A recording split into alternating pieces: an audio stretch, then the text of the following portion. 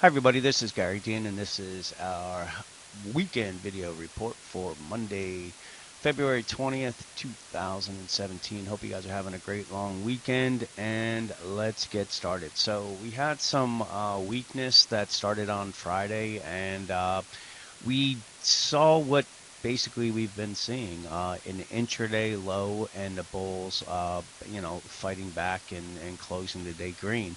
Now it's from the outside it looks it's bullish because we're seeing buyers stepping in usually at moving averages and stuff like that, but the intraday say little breaks that they're taking is doing nothing to, let's say, let some air out of the already overextended move that we've had. And you can see it pretty clearly on the 60-minute chart where, we had a little bit of a pullback and this thing is still, everything is holding pretty much near the highs.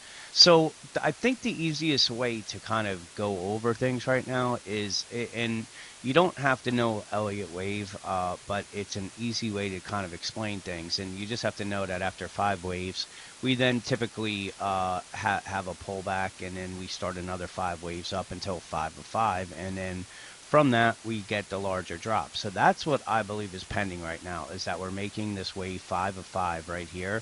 And once it's done, wherever it ends, let's say maybe they have to head up to the 2361.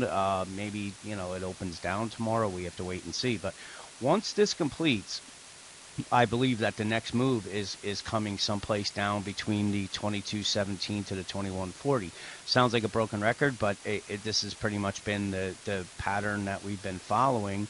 And it's an extended wave 5, and all this yuck right here, I don't even really try to count that into the wave count. I'm having this as a 4, and I'm really just starting it right here to build the 5 waves, because I'm not really that into the minor waves and stuff like that, and it's too confusing. What we really need to know is that once this completes, the larger move to the downside is going to be pending, and we have sentiment that's supporting that. We have timing indicators that are looking for this sharp pullback. We have nobody really anticipating that we're going to have a drop. But there's not a lot of shorts in this market. They got squeezed really the past couple weeks.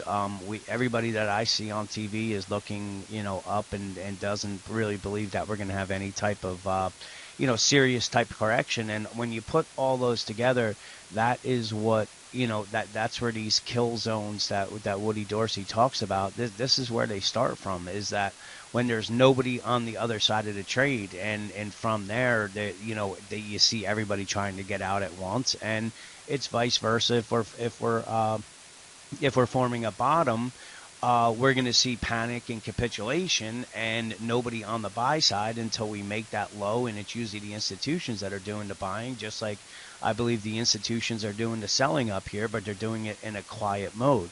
So okay, this is we're waiting for this wave 5. I think it's easiest to go to a 15-minute chart to show you where we were. So this is kind of where that whole the clearer wave count starts. And so this is what I'm talking about. We have a wave 1, 2, and then from there we start with a 1, 2, 3, 4, and I have this as a 5 of a wave 5, and this is where you put the wave 3.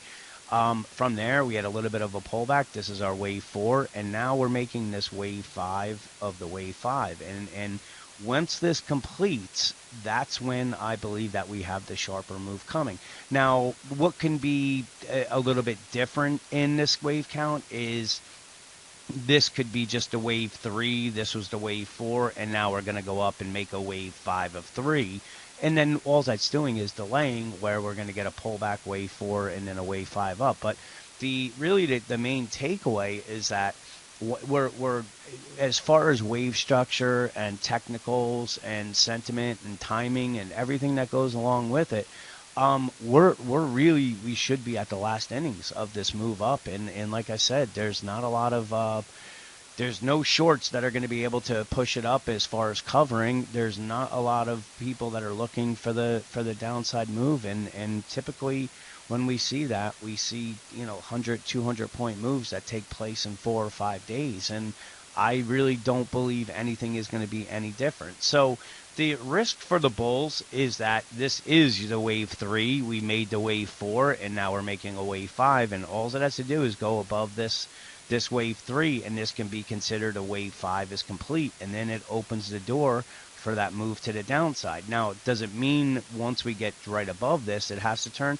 No, this can extend a little more, and being that this, this wave, that this last wave is extending, it may definitely, do that. But we have the, next week is, yeah, we're getting really close to the end of February, and then we're going into March, and like I said, there's some dangerous timing things, and the fact that the Bulls just keep pushing this thing without giving it any kind of real breather or tester of support, it's really is making this whole trade lopsided, and it's a very dangerous environment. So this is what I'm talking about with the daily chart with these intraday pullbacks is when you look, this can't be considered a pullback. Being we closed the day, I think we were down 2 points. So going all the way from this 2283 all the way up to 2251, we have had no really daily pullback, and you can see how extended we are. And whenever we get these types of blow off tops like this, it typically ends with a very sharp move to the downside. So the first thing that the Bears really need to work through is getting it through to 2302. If they do that, there's support at 2279. Once that starts breaking, that's when that's when I think we're going to get the panic. That's going to come down to the 2233 and really this support zone where we may find some buyers, but the 2173 is my target on it, and that's where I believe we're going to be going. And if history is our guide, it's in this type of move. Even though this was a shallow one, we still went from 2116 all the way down to 1994, and that was in a 2 or 3 day time period.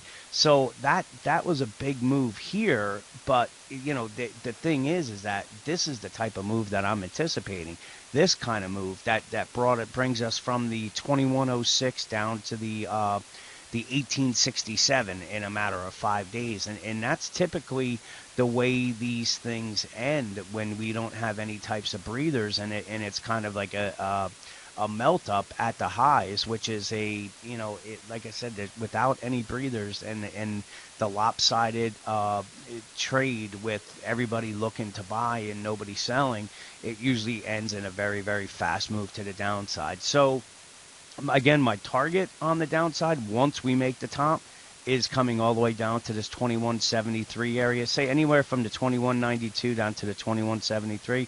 If we start breaking that, then we get all out panic down to the 2080. But right now, I think that we have to see how the bulls react to the 2302 and then the 2279. But we also have to wait for this to make some type of top. So with that, enjoy the rest of your weekend. Let's see what plays out tomorrow, and just I would go with the belief that we are a lot closer to a top than we are a bottom right now, and there's probably going to, as like we're seeing panic buying right now, it usually leads to panic selling at some point. So enjoy the rest of your weekend, and I will talk to you guys tomorrow.